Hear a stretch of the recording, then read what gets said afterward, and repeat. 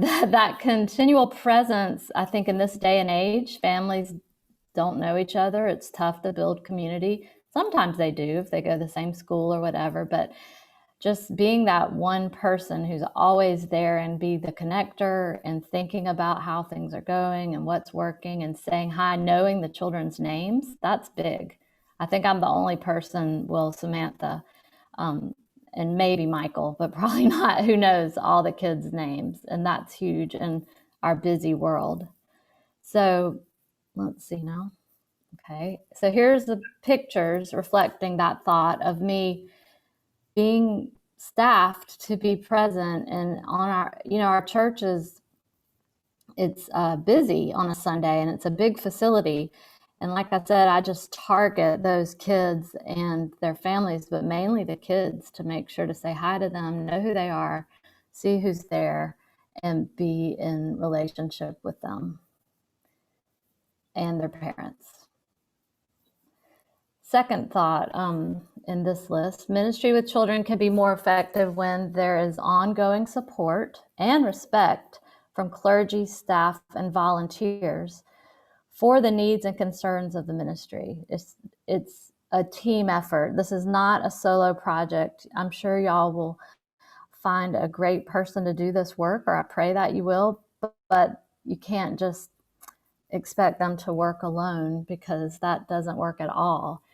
And so here's some pictures I wanted to share. Up the group picture, I guess, up on the left is some of the people who helped put on the pageant that year. It takes so many adults. That I showed Michael these pictures. He was like, tons of adults. The ratio of adults to kids is not what you would think. And that's how I choose to lead, because I think it's a community building. It's formation for the adults as well.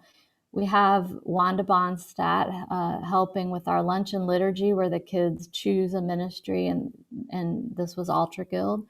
There's Reverend Samantha preaching at our intergenerational service we've been having during COVID, and that was a huge effort to make this worship space really child-friendly, because we don't have nursery and we weren't having children's chapel.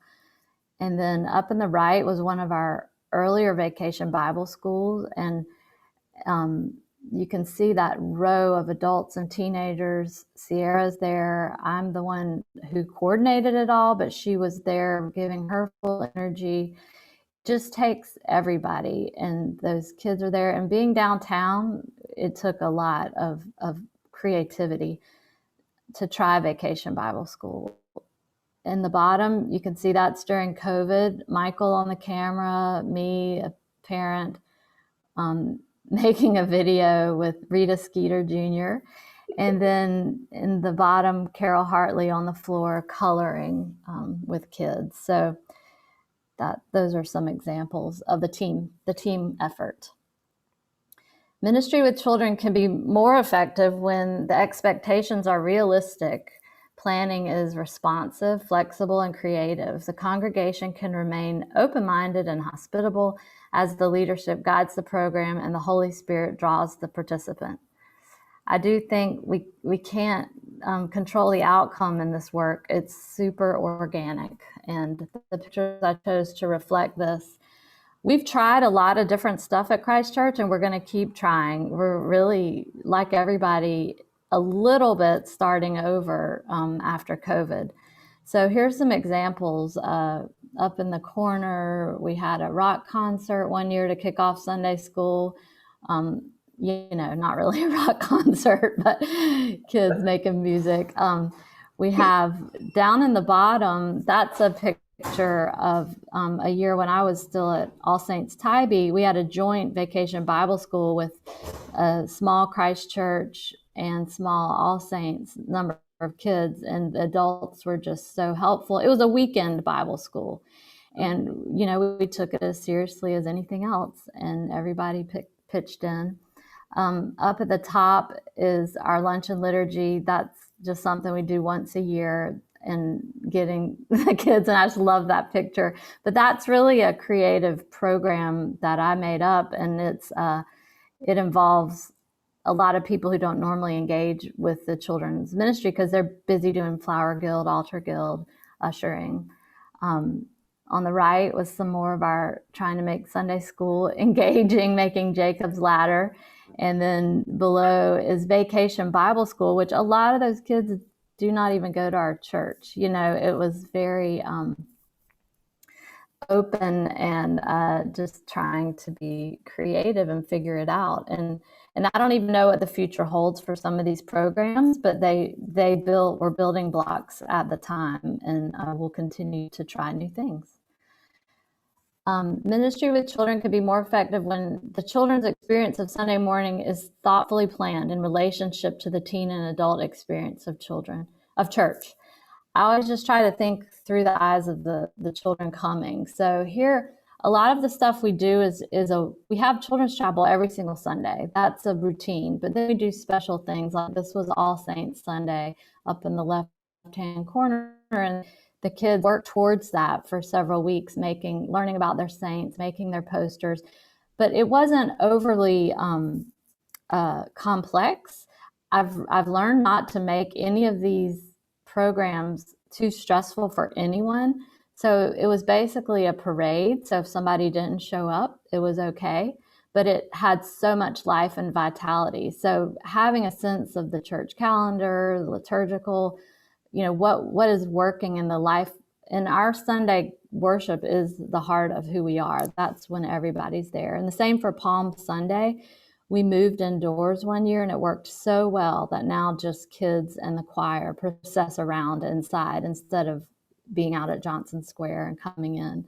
And that's the time that children are very much part of the liturgy, but it's very organic and not too overly choreographed. Up top is Lunch and Liturgy once again, Mills Fleming, who took all these pictures, by the way. I'm so grateful to him.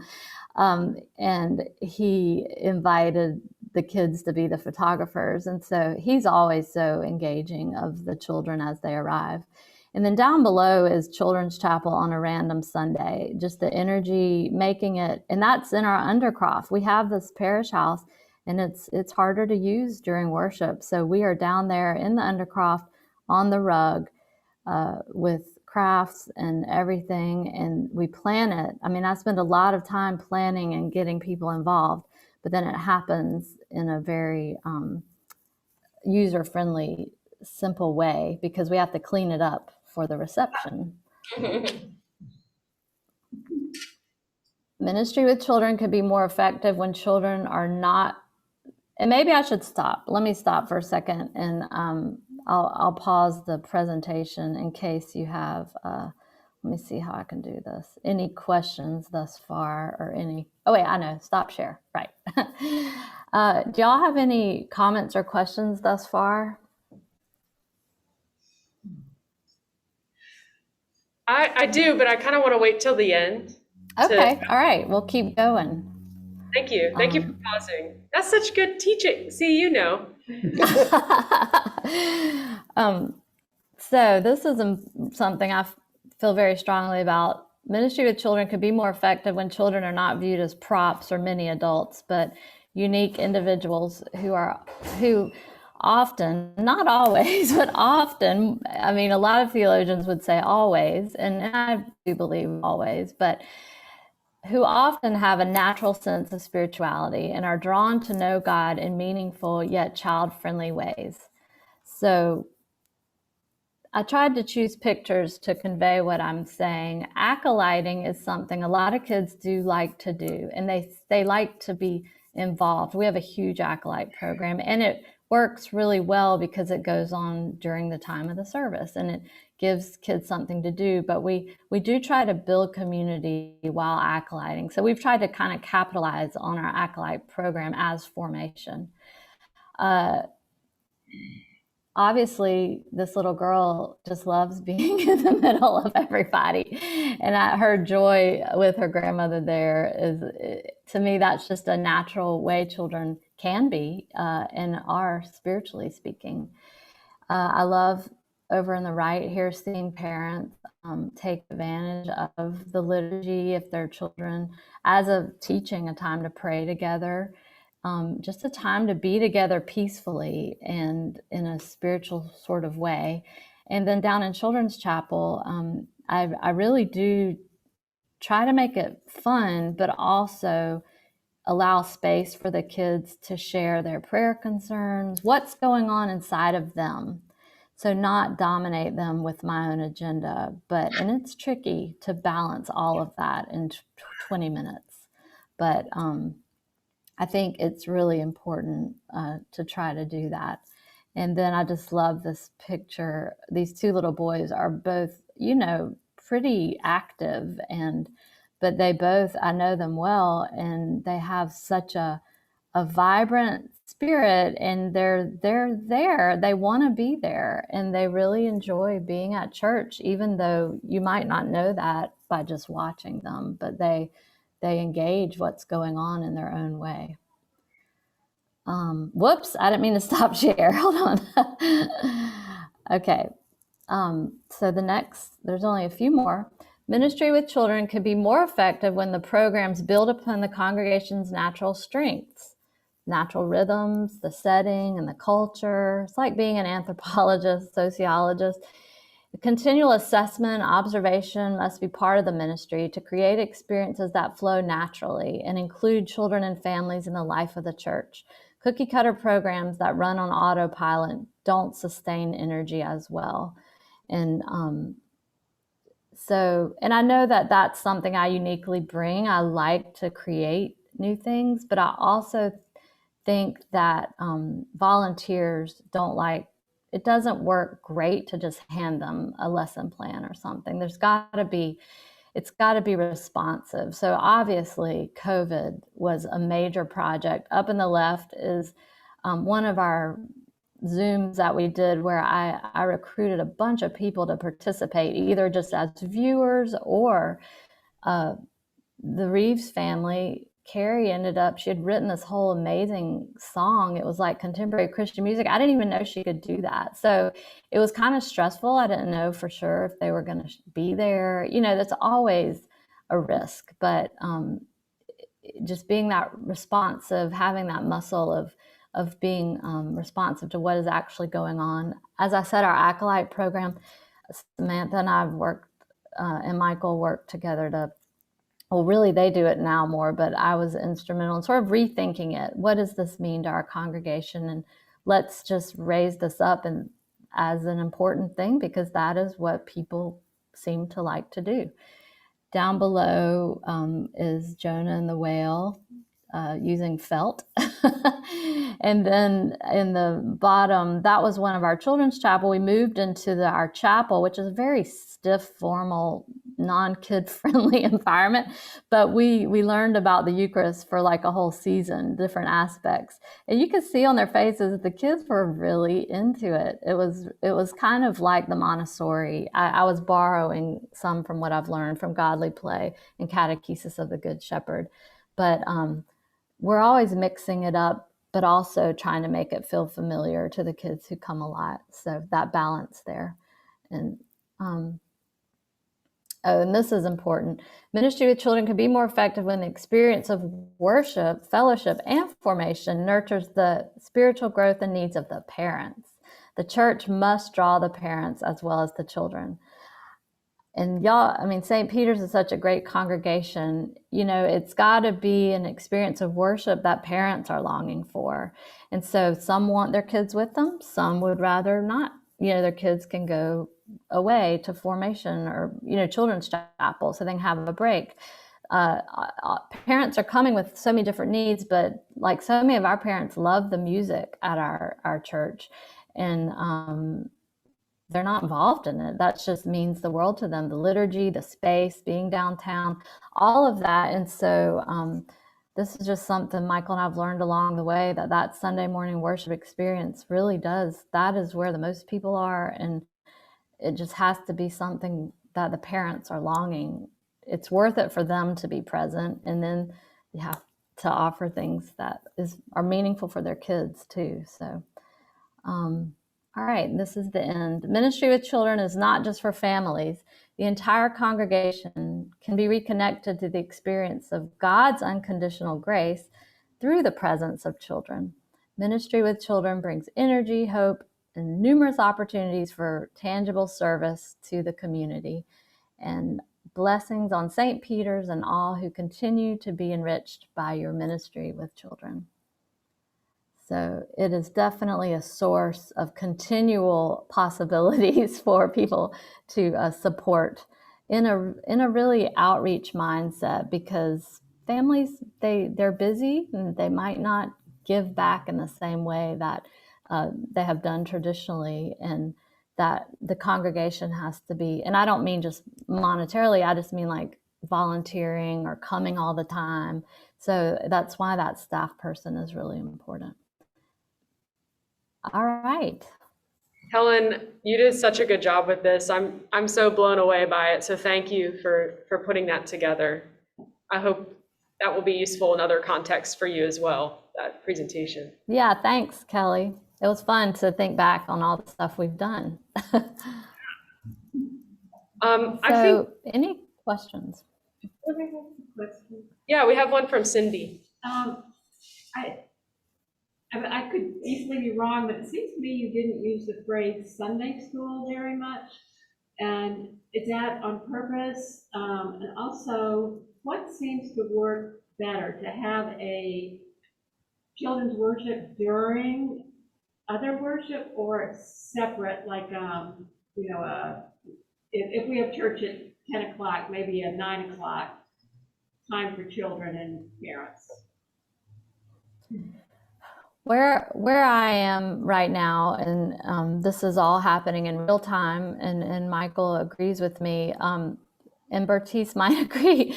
She and I love Sunday school, but it's hard at our church. Our parish house is 3 blocks away.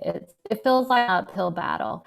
And so before COVID, I had sort of de-emphasized trying to recruit kids to come at 9 o'clock. If they came, there was something provided, and it's always got integrity. I don't just, I try to make it good. However, the energy of it, I just felt like trying to force a square peg in a round hole to get families to come early, 3 blocks away. It just always felt hard. And some families did come, but I watched the patterns. And so it was really more adults coming. But even the adults, they say they don't want to come that early. So we're reevaluating right now. But in the meantime, I elongated Children's Chapel to start at the beginning of the service, because that was when most kids are here. And I also tried to subdivide it so we had younger kids and then older elementary. Now our space is really tricky for that, but I'm going to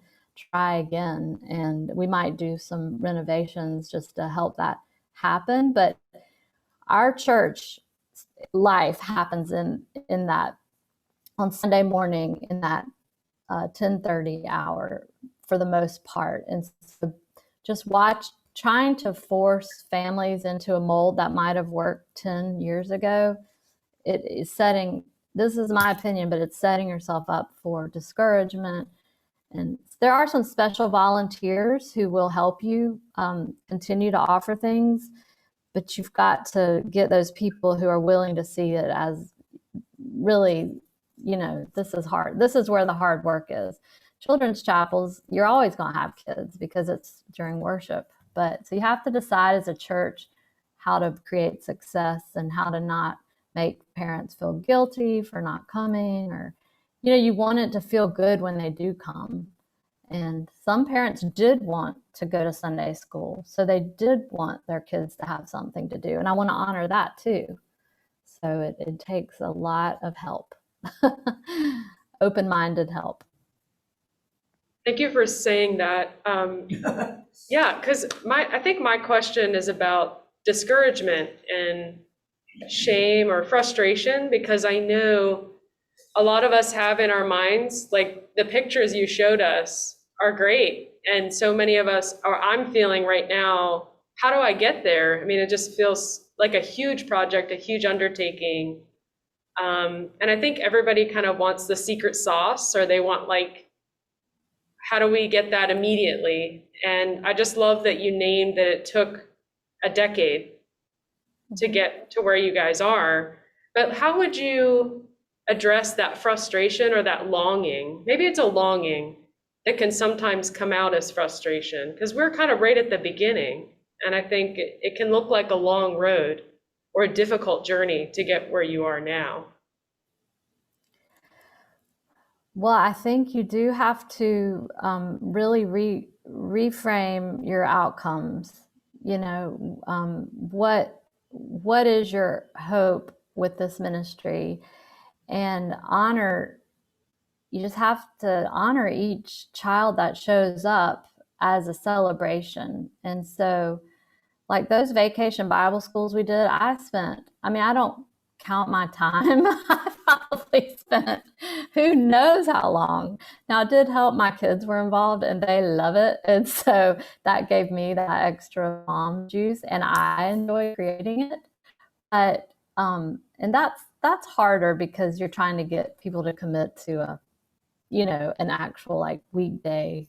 And so we might not do vacation Bible school anymore because it doesn't seem to have the interest of the parents for a half-day camp. And we don't have the volunteers to support an all-day program. But in the facility, y'all got the facility. But this, and we do too. I can't say that, but it's just harder in downtown, I feel like. But there's got to be an enthusiasm for the small steps. And we were blessed with our restart to start from scratch, really. And so there was an enthusiasm for the small things, but I loved church when I was little in a way, and it was a lot of small I was cherished as an individual. So I think I draw on that as a child.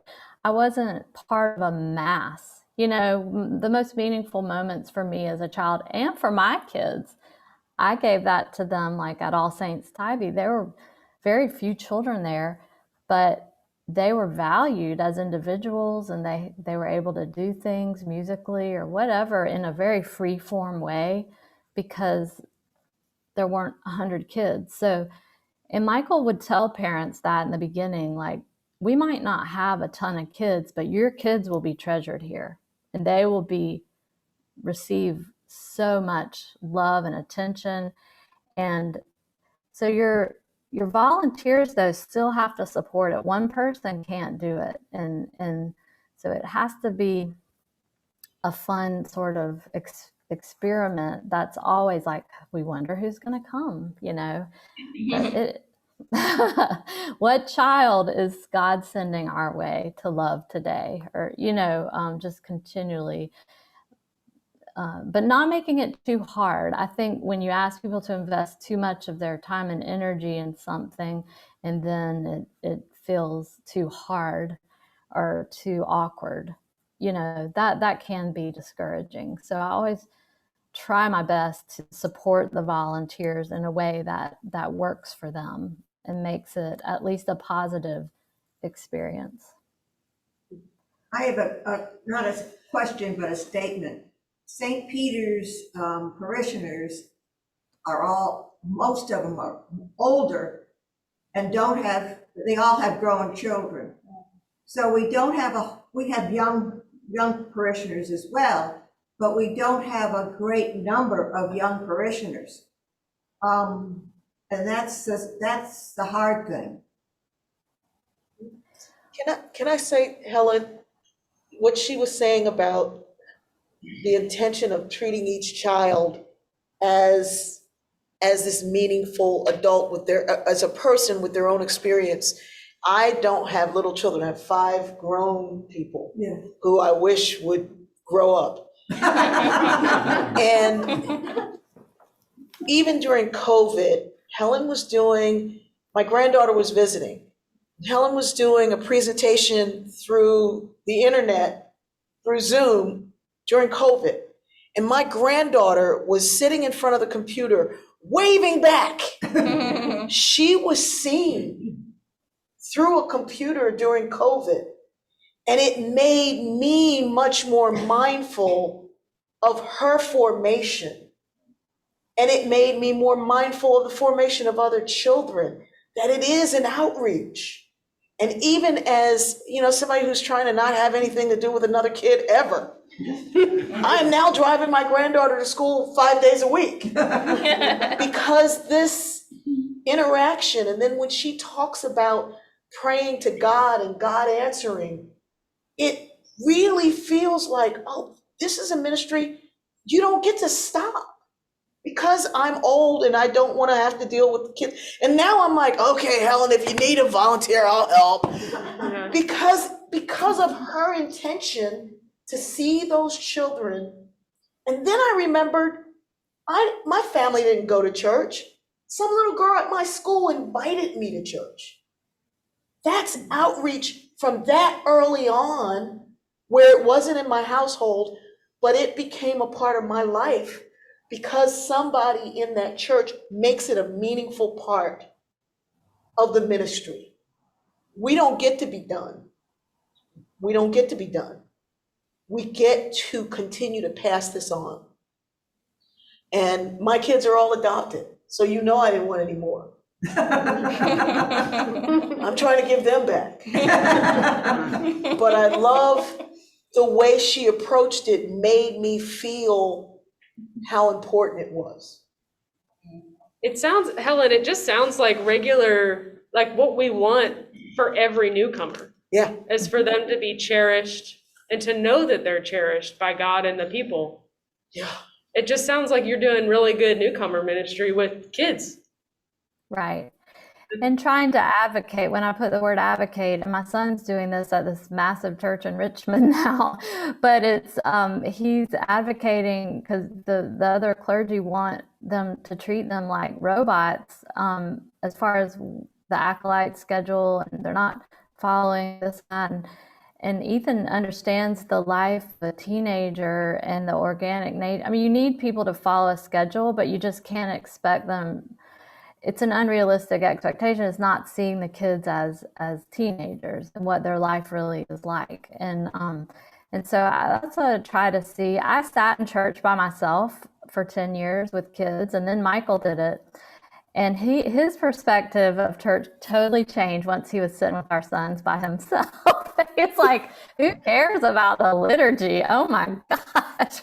It was really good for our marriage and for his respect for the work that I do and or someone in my position does, because it's church is a different experience with young kids, and most parents do come by themselves because nowadays you rarely get two parents who are that into it. And so being a single parent in church with young children is it's a lot. It's a whole lot, and you can feel very isolated. And but I saw at All Saints Tybee some amazing senior citizens who loved the kids in that congregation. And Sierra Wilkinson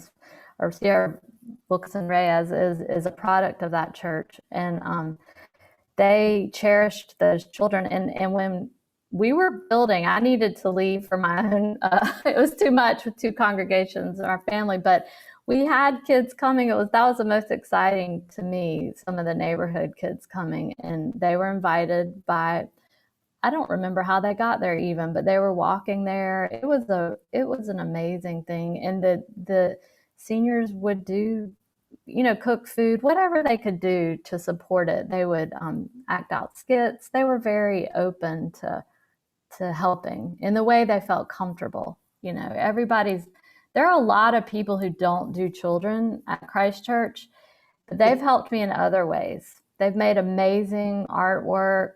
But I do think COVID opened up, Bertice might affirm this, some people's ideas of what we do with children. A lot of people have very old-fashioned ideas about Sunday school, and they don't feel qualified to teach, or they're scared because kids do misbehave and it can be awkward. And so I really try to support all of that. And if somebody's not wanting to do it, say, thank you so much. You don't have to do that anymore.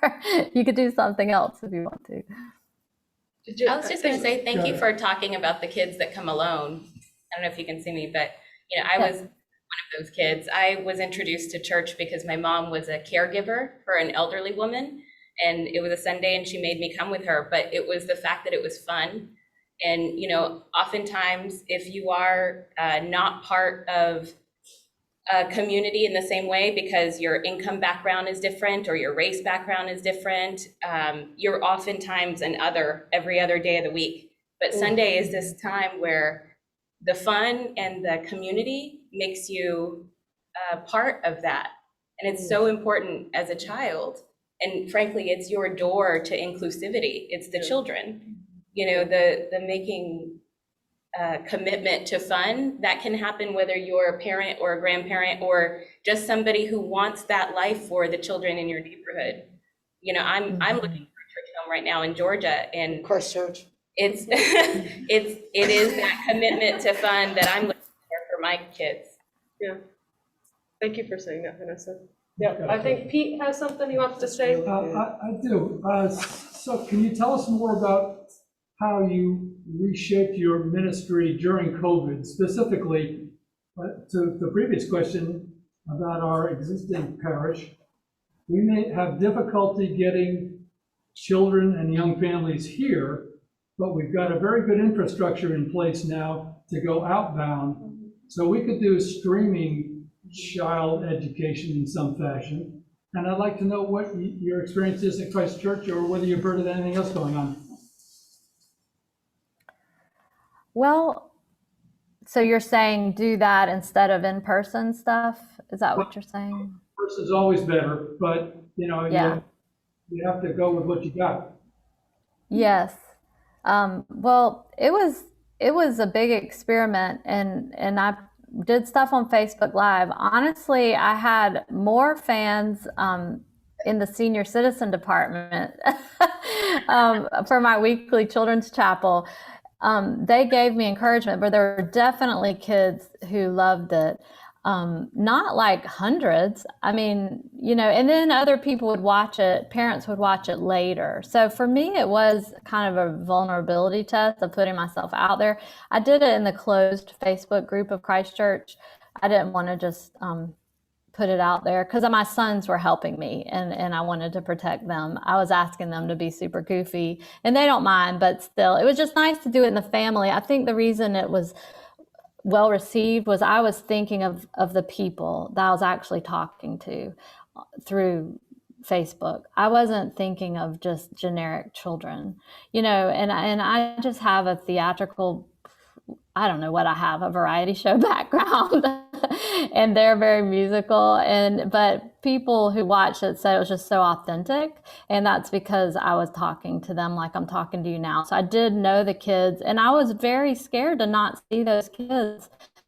I couldn't believe we were shut down, and so I really thought we were going to lose our families, and just in a heartfelt way, and I did, it was so stressful, so that was all the emotion I had. Like, I really wanted to touch base with them. Now, some of them never checked it out, and that was frustrating. They never plugged in.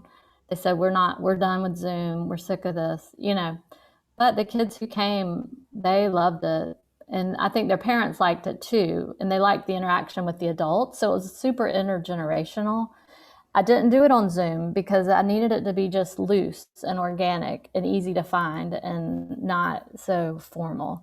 But I was very consistent. I think consistency is really important. Communication, like in every time I've done this building ministry work, I over communicate. Maybe Bertice doesn't think I do, but I try. She's so good at communicating. I try to communicate on multiple levels, what we're doing, where we're going, how to get the people, that I want to know about it. And that is, that takes a lot of time,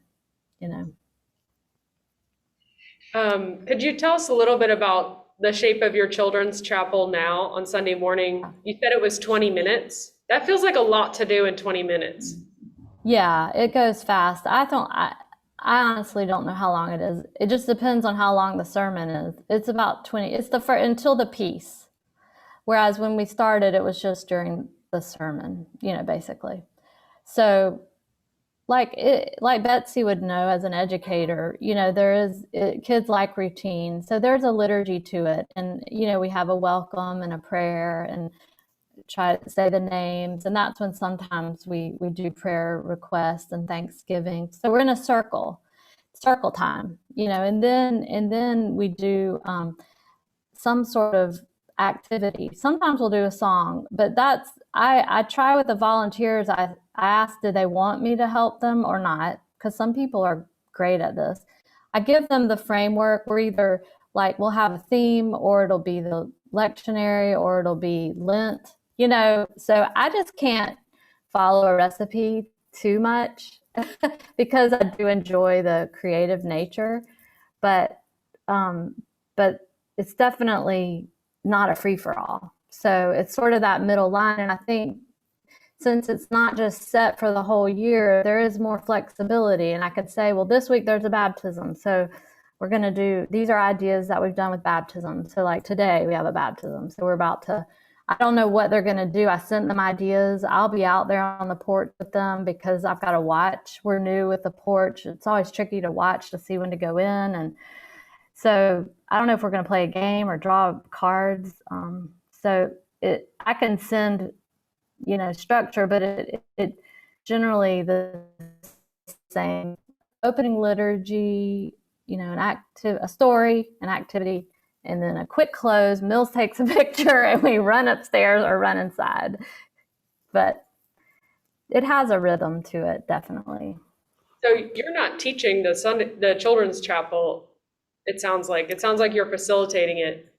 I do. In the past, I've been super committed to trying to help others lead it, to build a team.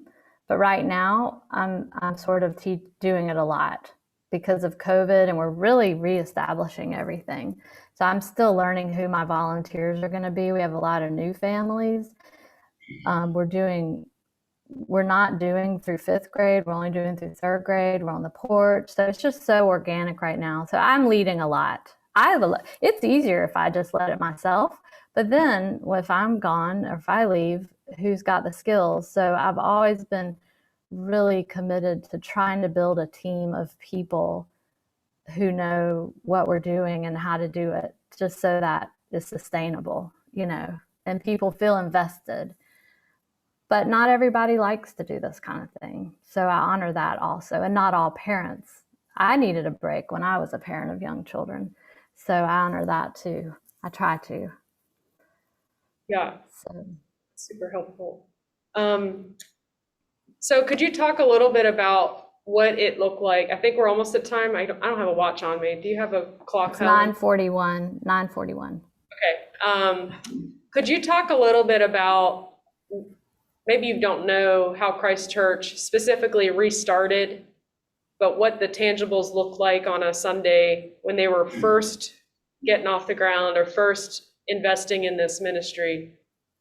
Was it children's chapel? Something else?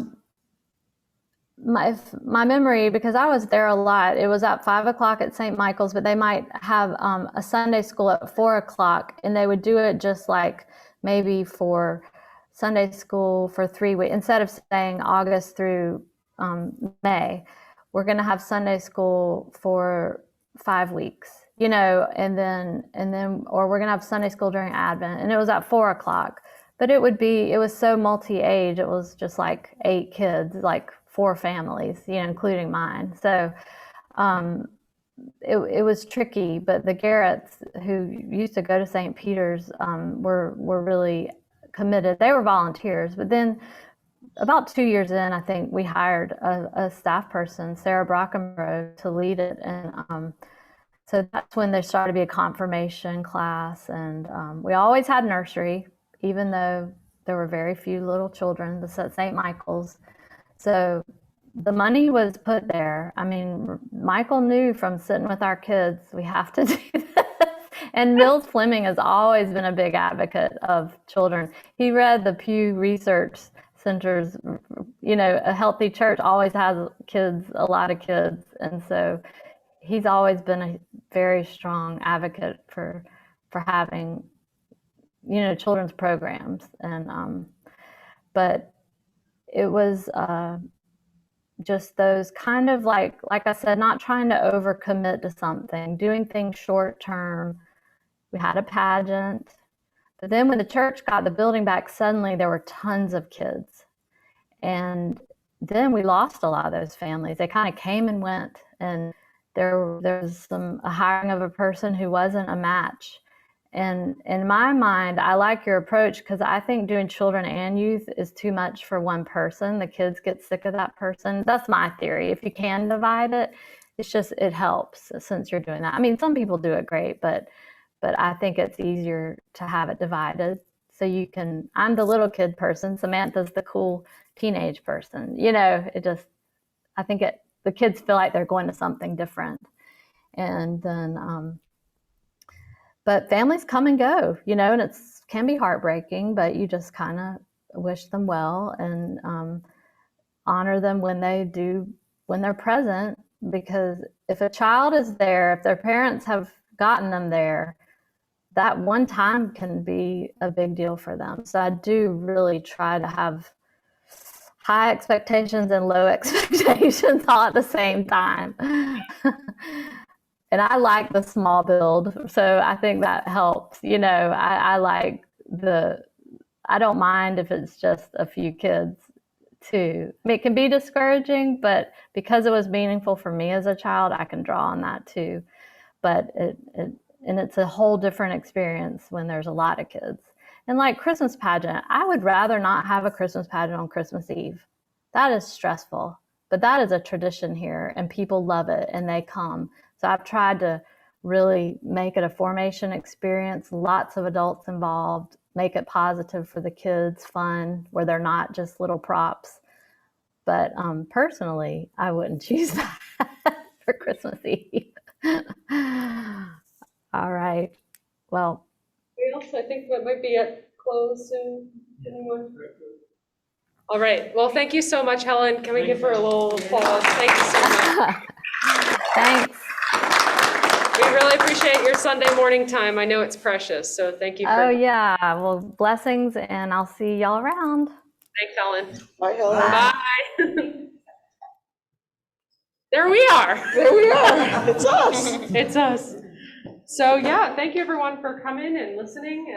I hope it stimulates some thought and you can just kind of ruminate on it at home. I mean, Helen and I have been in conversation before now, and we'll continue to be in conversation. She's our neighbor, so if there's anything that kind of bubbles up for you, we can put you in touch with her or we can talk. Yeah, thank you all for giving your time to this today. Thank you. Appreciate it. Thank you. Thank you. Both of you. So we'll Back for the barbecue. Yeah.